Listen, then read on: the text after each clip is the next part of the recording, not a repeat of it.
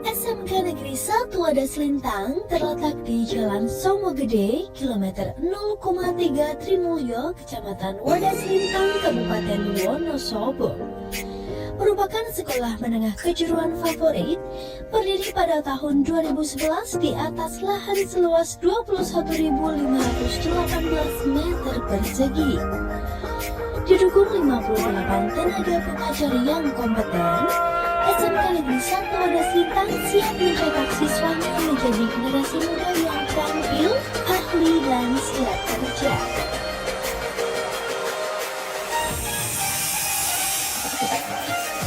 Assalamualaikum warahmatullahi wabarakatuh.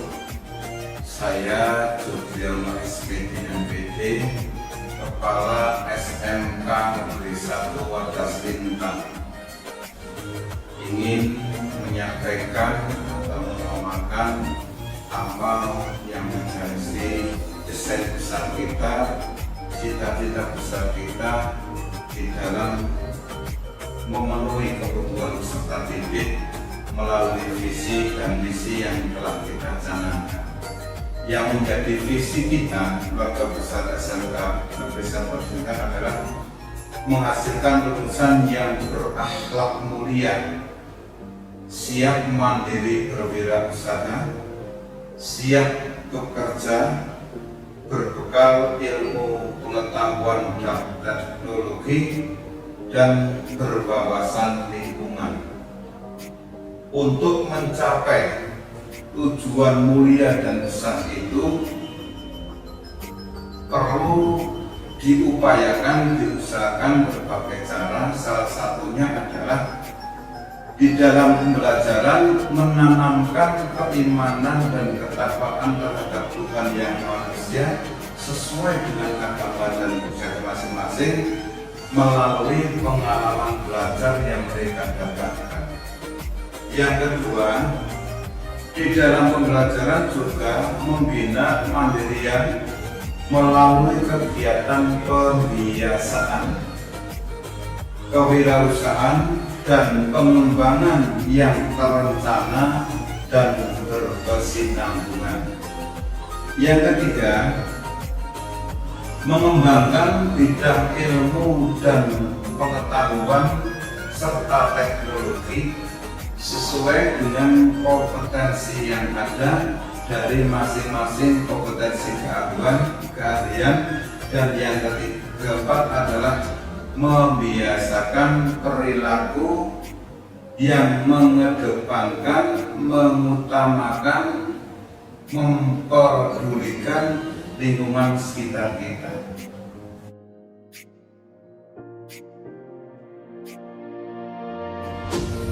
Kecamatan Wadas Lintang terletak di sisi selatan kota Wonosobo dengan populasi penduduk 52.142 jiwa. Memiliki potensi lebih dengan adanya Waduk Wadas Lintang yang membentang seluas 12.716 hektar. Didukung sumber daya manusia yang kompeten, menjadikan Wadas Lintang unggul dalam sektor pertanian dan perikanan. SMK Negeri 1 Wadas Lintang juga didukung oleh 5 program keahlian, di antaranya tata busana,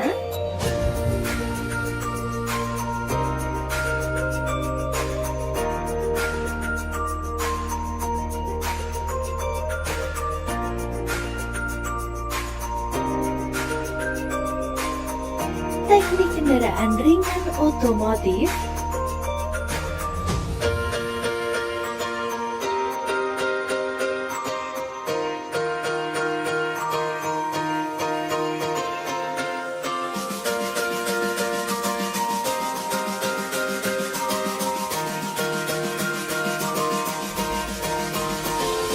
rekayasa perangkat lunak,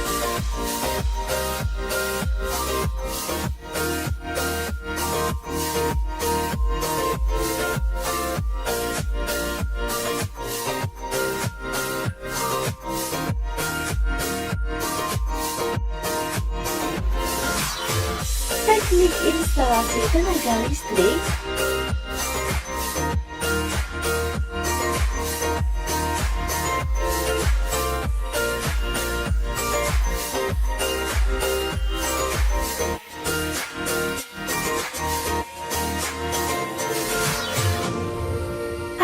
bisnis perikanan air tawar. Dengan adanya IoT, menjadi daya dukung siswa dalam pembelajaran serta memudahkan siswa melakukan pengawasan perawatan ikan.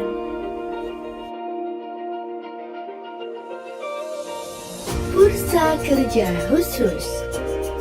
SMK Negeri 1 Wadas Lintang hadir dengan kegiatan memberi informasi seputar pasar kerja, membantu pendaftaran bagi siswanya dalam mencari kerja, serta penyaluran penempatan para siswanya agar dapat tertampung serta bekerja di industri real. Beberapa produk unggulan SMK Negeri 1 Wadas Lintang dihadirkan, di antaranya bakso ikan, nugget ikan, abon ikan, pepes ikan pati, dan berbagai jenis pakaian.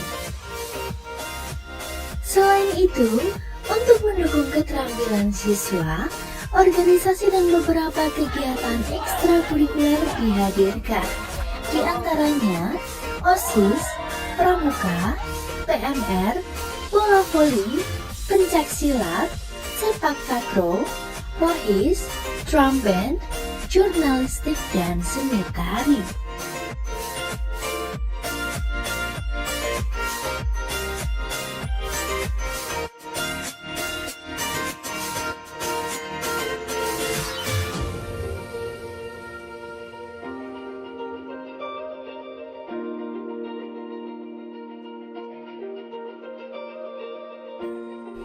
Jangan ragu dan percayakan putra-putri Anda bersama kami.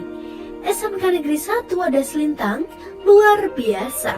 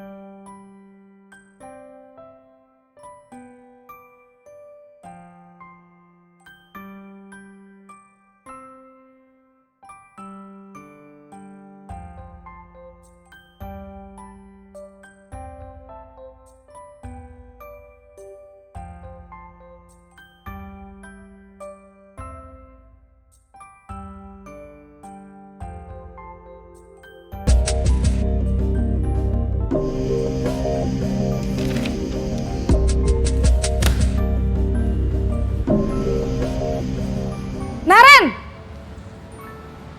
Sini kamu! Selamat pagi, Bu. Selalu terlambat. Kamu deh, pasti terlambat. Maaf, Bu. Saya... Apa? Apa coba? Alasan kamu apa lagi? Kapan sih kamu tidak terlambat? Malas sekali ya kamu jadi anak. Saya... Dasar pemalas. Gak kapok-kapok sih kamu. Sudah berapa kali terlambat? Sana, kamu keliling lapangan basket 2 kali. Kenapa saya harus keliling lapangan basket, Bu? Kenapa? Kamu mau lawan ibu? Berani-beraninya jawab. Sudah terlambat, masih berani jawab pula. Sekarang, keliling lapangan basket 5 kali sekalian. Biar kapok. Cepat. Pergi sana ke lapangan basket.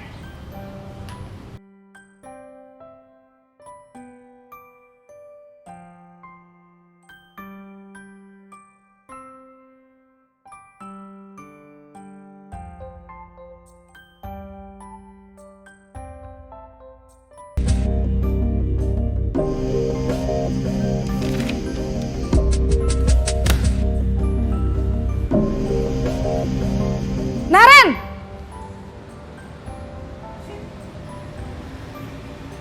Selamat pagi, Bu.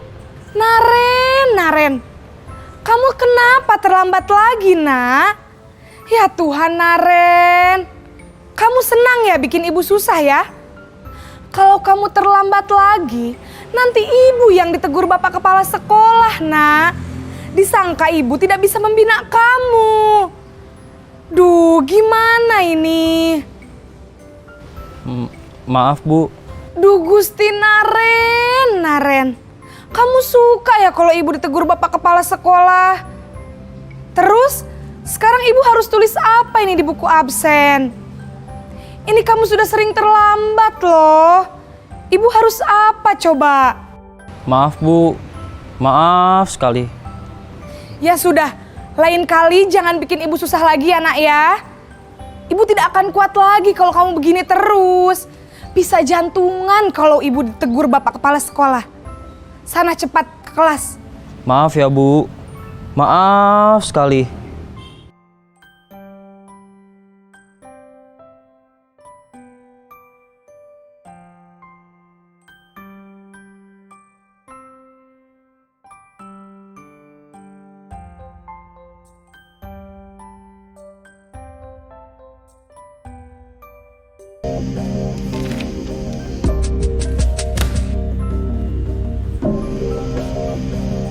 Naren!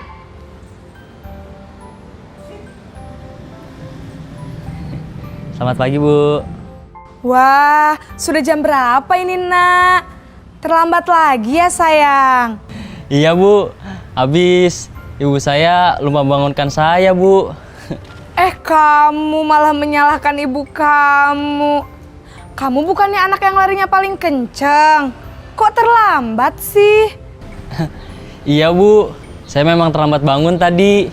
Jadi, biarpun saya lari kencang, tetap gak kekejar, Bu. Ya sudah sana. Nanti lain kali larinya lebih kenceng lagi ya. Biar gak terlambat lagi. Bikin seneng ibu. Demi ibu. Bisa kan? Bisa lah, Bu. Ya sudah sana masuk kelas. Ibu beresin urusan absen kamu. Kamu ini ada-ada saja.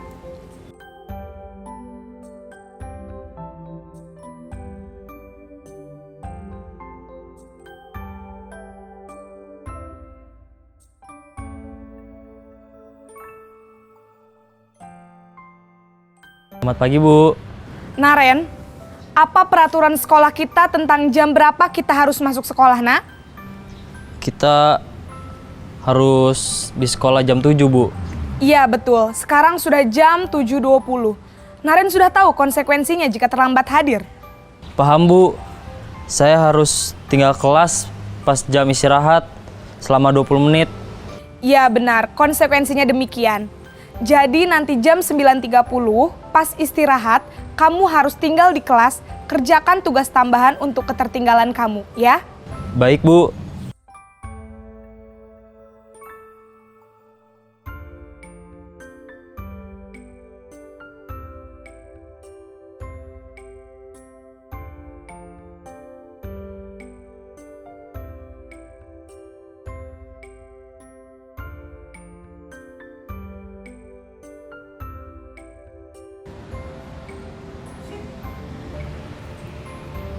Selamat pagi, Bu.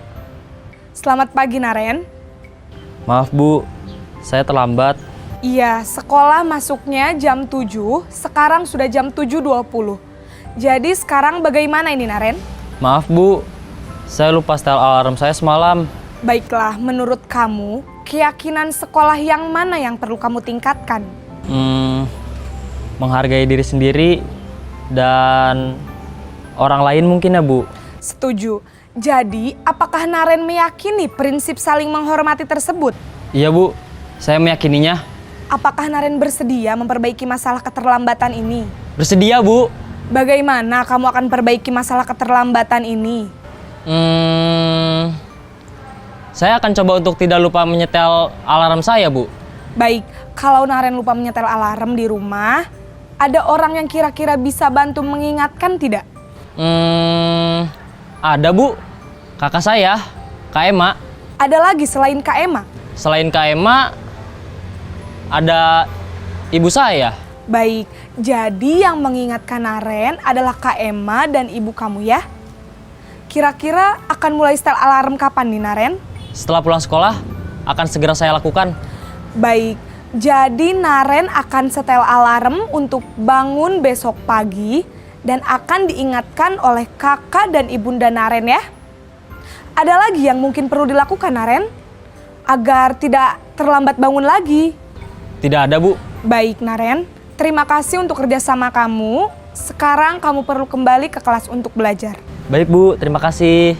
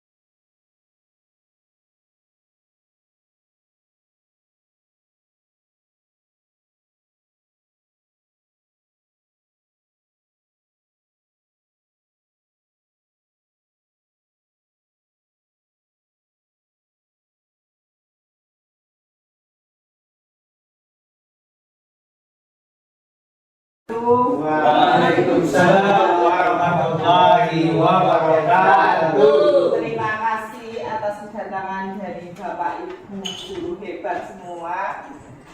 Pada kesempatan hari ini saya akan mendesimasikan untuk tugas saya pada modul 1.4, yaitu tentang penerapan budaya positif di sekolah. Untuk materinya ini akan saya sampaikan 6 topik. Yang pertama disiplin positif dan nilai kebajikan universal. Kemudian teori motivasi, hukuman dan penghargaan restitusi. Yang ketiga keyakinan kelas. Yang keempat kebutuhan dasar manusia dan dunia berkualitas. Yang kelima restitusi. 5 fungsi kontrol. Yang keenam restitusi. Segitiga restitusi. Nah, pada kesempatan yang berbahagia ini, saya berdiri di sini bukan karena saya hebat nih Bapak Ibu, bukan saya ingin menggurui Bapak Ibu, tapi kita sama-sama belajar di sini. Terus, nah ini saya punya pertanyaan. Nah ini untuk pertanyaan pemantiknya. Bu Ani adalah wali kelas 10/4 di SMK Suka-Suka. Sedang bingung menghadapi salah satu murid di kelasnya. Agus dan beberapa anak di kelas 10/4 telah datang padanya dan mengeluhkan Agus yang seringkali meminta bekal makanan milik teman-temannya secara paksa. Nah, pertanyaannya yang pertama, jika Anda mengalami situasi seperti Bu Ani, apa yang akan Anda lakukan? Yang kedua, menurut Anda, apa kira-kira alasan Agus melakukan hal ini? Nah, saya akan tanya ini ya. Oh ya, yang pertama, jika Pak Aris, contoh, Pak Aris ini jadi Bu Ani, apa yang akan Pak Aris lakukan? Memarahi Agus. Memarahi? Ya. Oh iya. Bu Surtini mungkin apa? Agusnya tak panggil, lu tak tanya kenapa bisa berbuat seperti itu sama teman-temannya. Ditanya dulu ya. Iya. Terus Bu Triumi. Mencari tahu sama teman sebangkunya dia atau yang lokasinya hanya dekat, seperti apa kehidupan aku di lingkungan. Oh iya, mencari tahu seluk-beluknya Iya. Sedalam-dalamnya. Terus nomor 2, menurut Anda apa kira-kira alasan Agus ini melakukan hal tersebut? Pak Arif. Mungkin karena karakternya dari kita seperti itu. Oh, karena karakternya, kebiasaan. Biasa. Pak Sabri mungkin? Apa? Lapar. Pak Sakir? Butuh perhatian. Butuh perhatian. Pak Alif? Oh iya, baik. Terima kasih Pak Alif. Nah, untuk pertanyaan ini jawabannya. Ternyata kita itu punya 5 kebutuhan dasar manusia. Ini menurut Dr. William Besar ya, seorang peneliti ini. Jadi kelima yang pertama ini adalah bertahan hidup. Bertahan hidup maksudnya di sini. Itu mungkin tadi dia lapar. Ya, dia lapar sehingga dia mengambil makanan punya temannya untuk bertahan hidup. Nah, kemudian yang kedua, penguasaan atau kebutuhan kemampuan atas kemampuan. Nah, di sini keinginan untuk dianggap berharga, kemudian kekuatan untuk mencapai sesuatu, diakui atas prestasi dan keterampilan, serta didengarkan dan memiliki harga diri. Kemudian yang ketiga, kesenangan. Mungkin dia juga bisa senang-senang kan ya.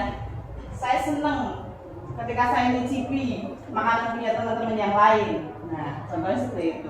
Dia juga mempunyai rasa untuk kebutuhan mencari kesenangan, bisa juga untuk bermain dan tertawa. Kemudian yang keempat, kasih sayang dan rasa diterima. Nah ini, kebutuhan untuk disayangi dan diterima, kebutuhan tetap terhubung dengan orang lain. Dengan dia ngambil itu, dia merasa dia merasa semuanya itu saudaranya gitu. Jadi nggak malu-malu untuk ngambil makanan punya teman yang lain. Nah kemudian yang kelima, kebebasan atau kebutuhan akan pilihan. Nah, anak-anak dengan kebutuhan kebebasan yang tinggi ini menginginkan pilihan. Nah, mereka perlu banyak bergerak, suka mencoba-coba, kemudian tidak terlalu berpengaruh terhadap orang lain dan senang mencoba hal baru dan dirasa menarik. Nah, tadi dari jawaban Bapak Ibu sepertinya sudah masuk semua ya di sini ya. Yeay. Terus Ki Hajar Dewantoro ini mengarahkan perilaku belajar dan watak siswa di sekolah dengan menitik beratkan pada peran pendidik. Pendidik ini diibaratkan seperti seorang petani atau tukang kebun dan siswa adalah benih tanaman yang ditabur petani atau di sini diibaratkan sebagai guru. Kemudian lahan ini juga diibaratkan sebagai sekolah. Nah, ibarat petani sebagai guru yang menyebarkan benih, contohnya adalah bibit padi. Nah, sebagai guru kita juga tidak boleh memaksakan tanaman padi itu tumbuh menjadi tanaman lainnya. Nah, hal tersebut ini juga dimaksudkan kepada anak-anak yang sudah mempunyai minat dan bakatnya masing-masing. Jadi kita tidak boleh memaksakan, ya. Tidak boleh dipaksa untuk menjadi apa. Anak itu harus menjadi apa sesuai dengan yang diinginkan guru atau orang tua dengan tujuan-tujuan tertentu. Lalu, bagaimana peran guru? Ini masih nyambung di soal awal tadi. Nah, di sini jawabannya. Yang pertama, nah ya tadi ya, Putri, mencari tahu atau memahami alasan dibalik perilaku murid. Kemudian berkomunikasi dengan orang tua, menanyakan dulu dengan orang tua, kira-kira itu di rumah seperti apa, kendalanya apa. Nah, kemudian yang ketiga, menyelenggarakan diskusi kelas untuk menetapkan norma-norma tentang kebijakan berbagi makanan di antara murid. Mungkin ini belum ada ya kebijakannya ada di situ, makanya nanti harus ada diskusi kelas. Kemudian ini membantu menciptakan pemahaman bersama dan mengurangi kesalahpahaman di antara murid. Yang keempat, menitik beratkan seluruh kelas dalam kegiatan atau diskusi, menekankan pentingnya etika sosial. Nah, termasuk rasa hormat terhadap hak dan kepemilikan orang lain, itu juga penting. Kemudian yang kelima, memantau perkembangan murid yang bersangkutan tadi secara teratur dan tetap berkomunikasi dengan semua pihak yang terlibat untuk memastikan perubahan yang positif. Nah, kita masuk ke materi 5 posisi kontrol. Di sini ada 5 posisi kontrol. Yang pertama menghukum, yang kedua membuat merasa bersalah, yang ketiga teman, yang keempat pemantau, dan yang kelima sebagai posisi manajer. Nah, di sini saya punya video. Nah, ini dicontohkan siswa ini itu terlambat. Kemudian ini Bu Ani ini sebagai guru, dia langsung ketentengan di depan kelas, langsung memarahi. Nah, kamu lagi selalu terlambat gitu ibaratnya. Nah, anak ini hanya menunduk, meminta maaf. Dia belum selesai menjawab dia itu kenapa, tapi si ibu guru itu sudah terocos terus. Nah, dikatakan dia pemalas, kamu nggak kapok-kapok sih, sudah berapa kali kamu terlambat. Nah, langsung dia memberikan arahan untuk sekarang harus keliling lapangan sebanyak 2 kali. Nah,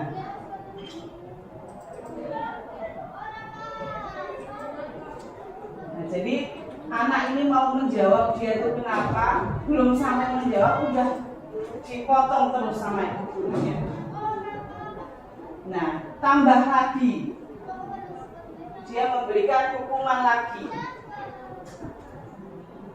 Nah, kira-kira ini posisi kontrol apa ya Bapak Ibu?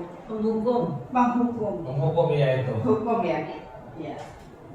Nah, posisi kontrol penghukum, ciri-cirinya yang pertama berbicara dengan nada tinggi, menghardik, menunjuk-nunjuk, berkacak pinggang, membentak, menyakiti dan menyindir. Kemudian dampak yang didapatkan oleh si anak itu apa kira-kira? Ini murid menjadi pendendam. Ya, dikiranya itu diam itu dia manut gitu ya. Tapi ternyata dia menyimpan dendam sama guru yang bersangkutan. Kemudian tidak menyukai guru atau mata pelajaran yang diambil. Itu akibatnya seperti itu. Kemudian, nah ini contoh kedua. Si anak datang terlambat. Nah, ini gurunya.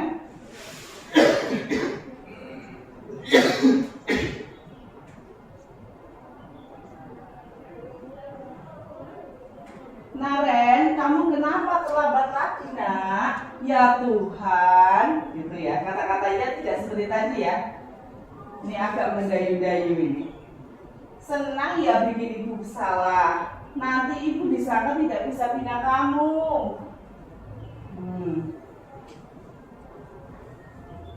Duh, gimana ini?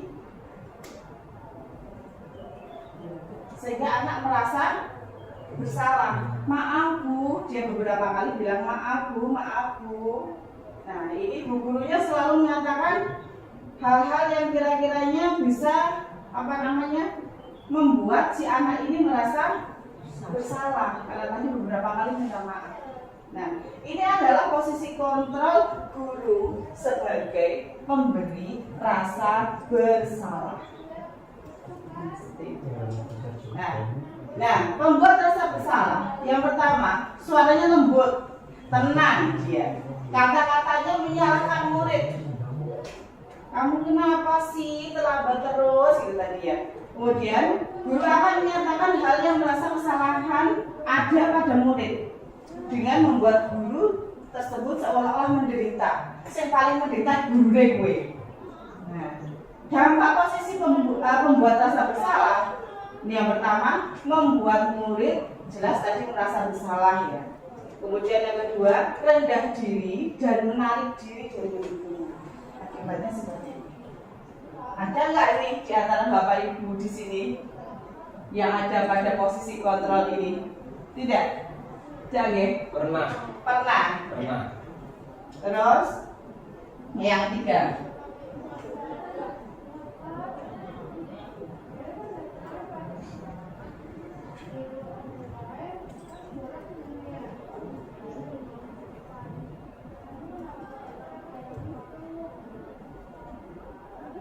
Nah ini, wah sudah jam berapa ini? Terlambat lagi ya sayang, itu kan lebay ya. Terus, nah anak ini menjawab, oh karena saya terlambat itu karena tidak ada yang membangunkan. Nah kamu malah menyalahkan ibu kamu. Nah ini kira-kira posisi apa ini?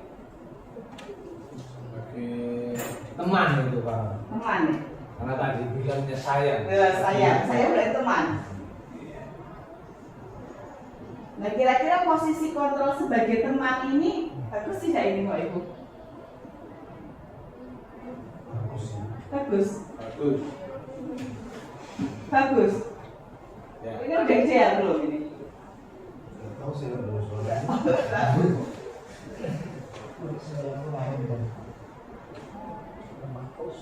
Nah, ini anak yang terlambat, tapi ibu gurunya nanti yang menyelesaikan masalah. Jadi seolah-olah nanti anak itu tuh ada yang backingi gitu.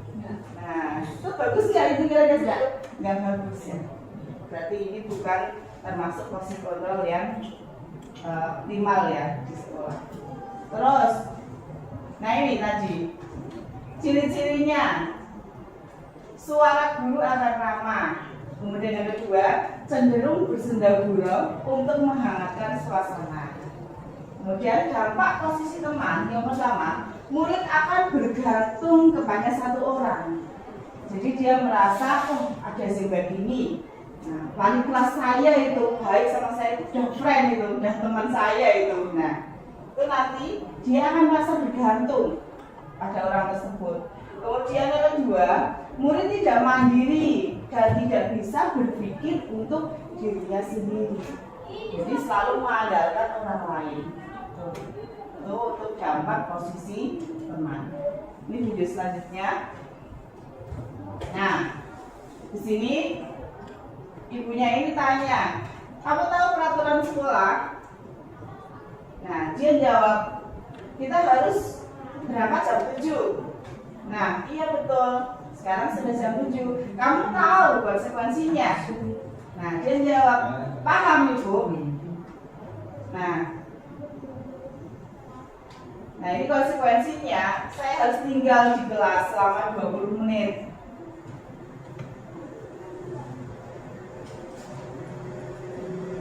Nah, jadi dia menstabilkan identitas.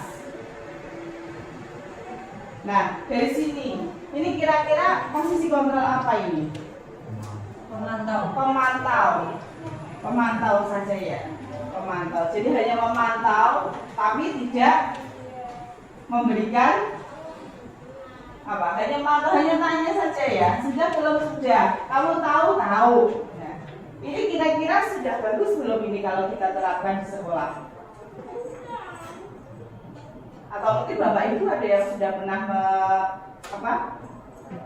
sudah pernah ada dalam posisi kontrol sebagai seorang pemantau? Pernah. Ini sepertinya Pak Aris pernah semua ya? Pernah. Oh iya, baik. Nah, posisi pemantau. Ciri-cirinya yang pertama bersuara datar, tidak emosional, tidak bersenda-gurau. Jadi datar gitu ya, dari omongan datar, mukanya datar. Kemudian tercipta identitas positif dan berhasil. Kemudian yang ketiga, pemantau. Pada saat murid diberikan sanksi, maka guru harus selalu mengawasi. Nah, kemudian untuk dampak posisi pemantau, yang pertama, murid akan menghitung konsekuensi dan hadiah tanpa memahami sepenuhnya nilai kebijakan yang dituju. Jadi tahu-tahunya cuma kalau ini saya terlambat, saya harus seperti ini, konsekuensinya seperti ini. Tapi dia tidak tahu kebijakan apa yang sebenarnya dia raih, gitu seperti itu. Kemudian yang kedua, tidak sepenuhnya mandiri. Karena itu tadi nilai yang datang itu bukan dari diri sendiri, jadi nilai yang datang dari ekstrinsik ya, eksternalnya tadi ya, eksternal. Jadi seperti itu. Nah, ini video terakhir. Selamat pagi Bu, selamat pagi Naren. Maaf Bu, saya terlambat. Nah, dia tanya, sekolah maksudnya jam 7, sekarang sudah jam 7:20. Nah, dia jawab, maaf Bu, tadi saya lupa, alarmnya tidak bunyi. Nah, dia menanyakan keyakinan. Nah, dia menjawab, kalau seperti itu karena saya apa? Nah, dia menanyakan lagi ke gurunya, meyakini tentang keyakinan apa yang sudah dilanggar, bersedia atau tidak dia memperbaiki masalah atas keterlambatan itu.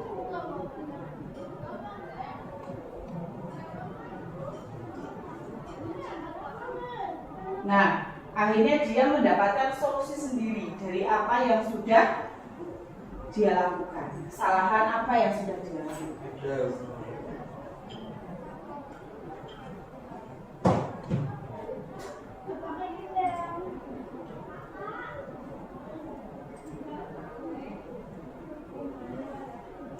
Nah, dari situ ini adalah posisi yang paling ideal. Bapak Ibu. Ya, posisi yang paling ideal itu sebagai posisi manajer. Ciri-cirinya yang pertama, suara netral, tidak emosional, tidak terlalu ramah dan tidak bernada tinggi. Tidak tercipta identitas positif. Kemudian guru akan dengan terus mengajukan pertanyaan-pertanyaan bermakna agar membuka pikiran murid. Kemudian guru membimbing murid untuk memecahkan masalahnya sendiri secara mandiri, jadi mendapatkan solusi itu tadi. Kemudian untuk dampak posisi manajer, yang pertama jelas muridnya bisa lebih mandiri karena tadi kesalahannya apa, dia hanya bisa mendapatkan solusi atas permasalahannya sendiri. Kemudian percaya diri dan dapat memecahkan masalah yang dihadapi.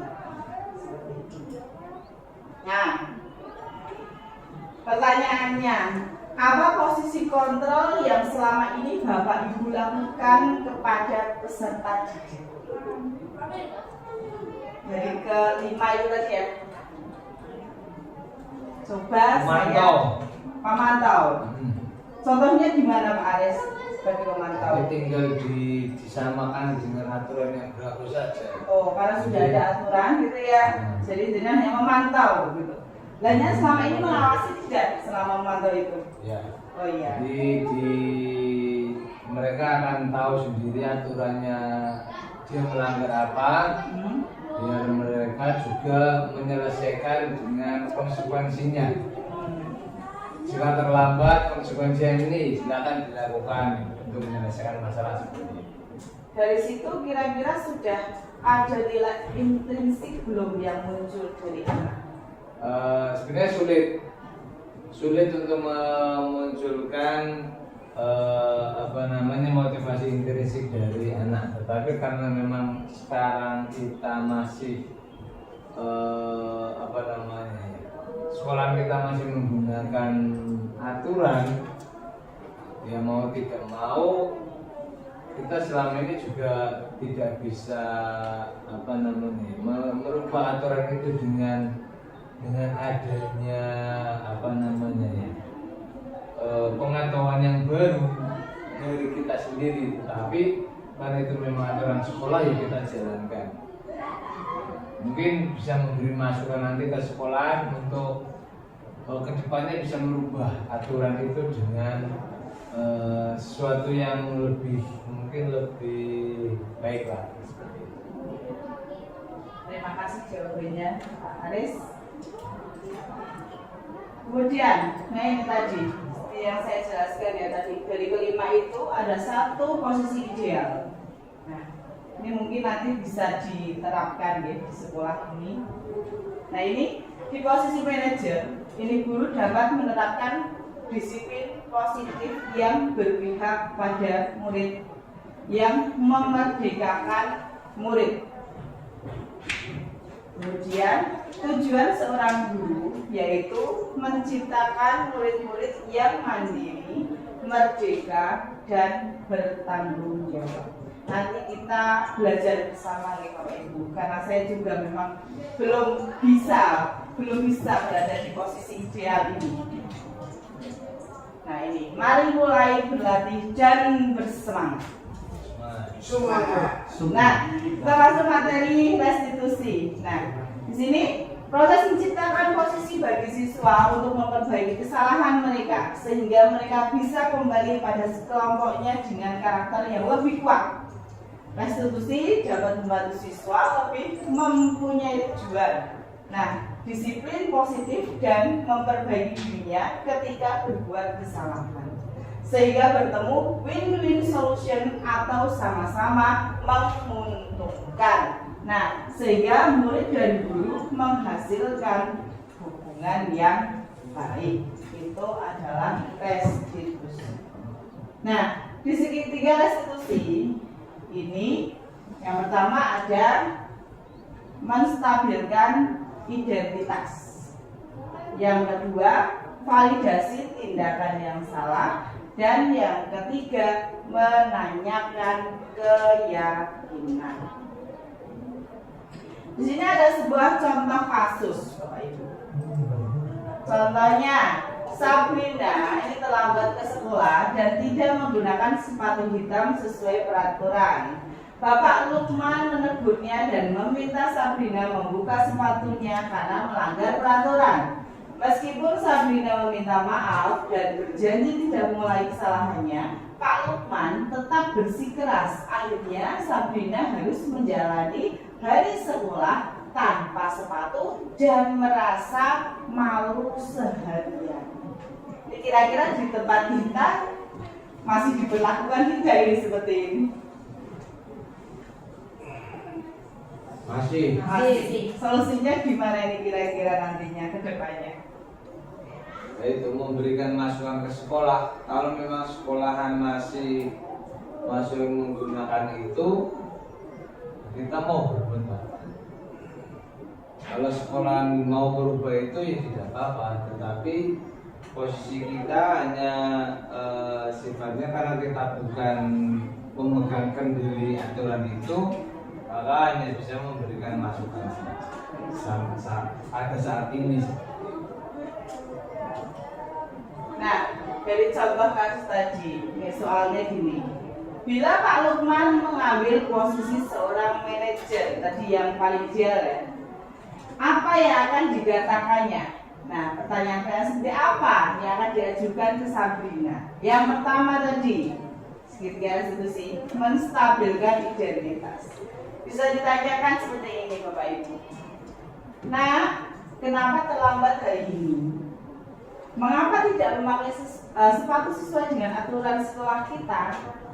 Bapak Ibu sudah seperti itu belum? Sudah ya. Oke, berarti sudah menstabilkan identitas. Yang kedua, validasi tindakan salah. Nah, tentu kamu memiliki alasan mengapa hari ini tidak menggunakan sepatu warna hitam. Kemudian, Sabrina, sepertinya hari ini terburu-buru ya, agar tidak terlambat datang ke sekolah ya. Nah, mungkin bisa tanya itu ya. Jadi ini untuk memvalidasi tindakan yang salah. Kita tanyakan dulu alasannya. Kira-kira kenapa tidak serta-merta langsung copot. Nah, ya seperti itu, guys. Kemudian yang ketiga ya menanyakan keyakinan. Nah, kamu tahu keyakinan sekolah yang telah disepakati? Karena ada aturan tadi katanya ya. Jadi, menurut kamu, keyakinan sekolah apa yang dipelajari?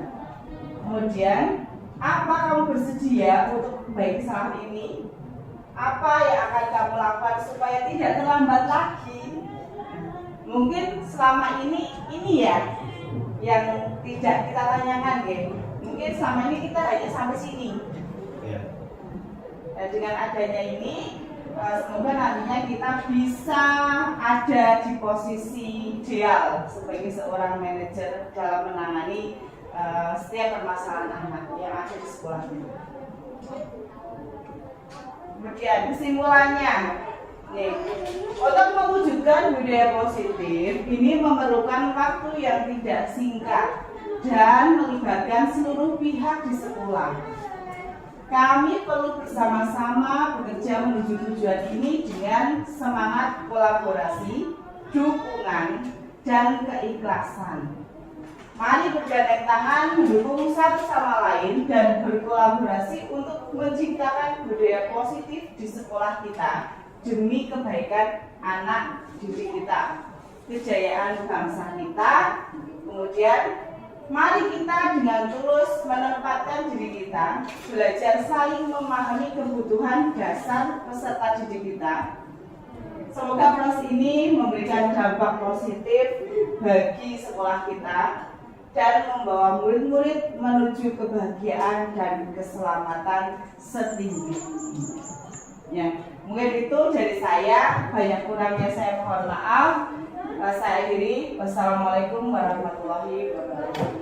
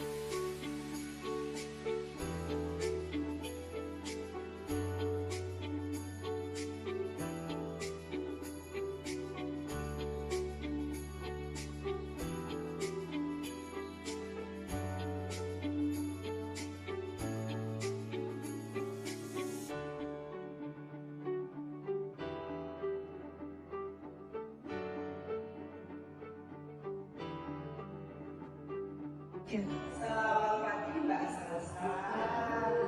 Iya, kira-kira kamu ibu kamu yang di sini ada masalah apa? Masalah kamu apa? Iya, tidak menggunakan jilbab sesuai aturan. Kira-kira kenapa kok bisa menggunakan jilbab sesuai aturan?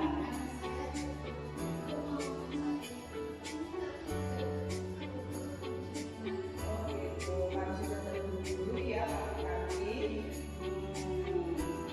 Nggak apa-apa Mbak, namanya manusia juga tidak ada sempurna. Namanya manusia harus banyak belajar. Yang saya harapkan dari pengalaman ini kamu bisa menjadi lebih baik lagi. Kemudian di sekolah atau di jurusan kita, di jurusan PPLG itu kira-kira ada aturan tidak di kelas?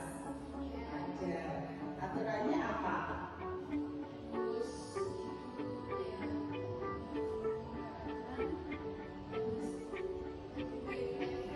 Oh iya, berarti ketika masuk kelas harus menggunakan aturan. Kalau tidak ganti bajunya, bajunya welcome, karena safety ya. Kemudian apalagi yang salah kira-kira tadi? Oh iya, jilbabnya juga tidak sesuai dengan aturan. Kemudian karena kami sudah tahu apa yang melanggar ya, kira-kira Mbak Salsa itu bersedia tidak untuk berbuat dari kesalahan kamu? Bersedia ya. Kira-kira mau apa namanya? Mau bersedia mulai dari kapan? Mulai dari ini kan? Seterusnya ya. Terus apa yang kira-kira akan kamu lakukan supaya kamu tidak salah lagi?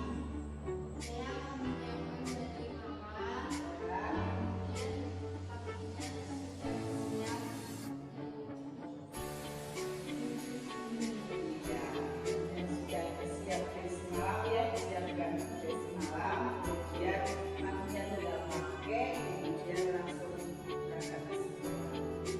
Itu dan sudah tahu juga ini bisa menjadi pelajaran yang baik buat kamu kedepannya. Terima kasih atas waktunya ya. Silakan sekarang kembali ke kelas. Assalamualaikum warahmatullahi wabarakatuh. Perkenalkan, nama saya Salsabila Rehanatu Kalbi dari kelas PPLG 3. Menurut pendapat saya, penanganan kasus dengan prosedur seperti yang tadi sudah dijalankan itu sangat fleksibel dan lebih baik dari cara-cara penanganan sebelumnya. Karena dengan kasus seperti tadi, siswa menjadi lebih nyaman dan santai, sehingga mereka bisa lebih berani berbicara mengenai alasan mereka melakukan kesalahan tersebut. Selain itu, siswa tidak merasa tertekan karena tidak ada hukuman yang diberikan oleh guru. Terima kasih. Wassalamualaikum warahmatullahi wabarakatuh. Selamat pagi Mbak Ida. Ya, kenapa hari ini kok terlambat? Kesiangan. Gak apa-apa, yang namanya manusia itu pasti tidak ada sempurna.